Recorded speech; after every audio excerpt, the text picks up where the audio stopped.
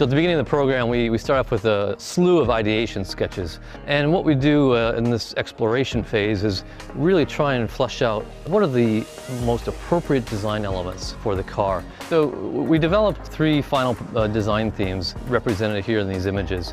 Ultimately, we went here with theme A, as this really represented perhaps more the brutal side of the 3 design themes. But there were elements of some of the other themes that really influenced the final design. Everything on this car is brand new. Every single part we designed, reinvented. There's a lot of key elements which we took and got inspired from our heritage.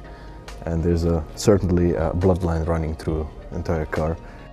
We talk about this punching out quality, this fist breaking through glass or punching through the wind.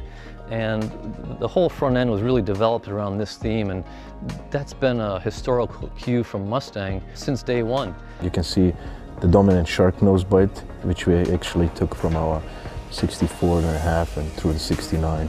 You can see our headlights came much more forward, so I have this forward-facing look, and our nose is very proud.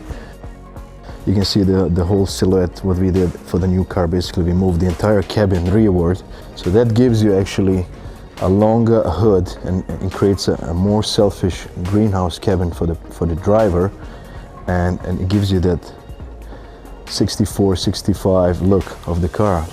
We were really looking at all the design elements and how we could evolve them to send a new modern message. And we ultimately ended up along this theme here with this, what we call a unified DLO graphic, which stands for daylight opening, i.e. the side glass.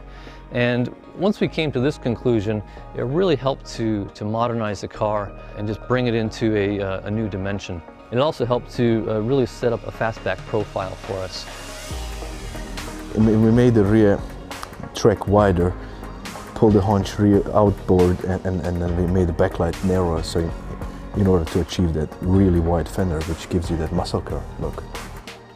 We pulled the wheels out 20 millimeters per side, and that really allowed us to get a very, very strong muscular haunch over the rear wheels. What we also said, we want to have a 3-dimensional quality on this car. If you look at all the surfacing through the decklet, it's very 3-dimensional. It's very unique. I think the taillights, we took a next step. We got inspired by 69 cars, but we did it in a very modern way. You'll be able to identify this car from miles down the road just with those tri-bar tail lamps illuminated at night, and it's unmistakable Mustang.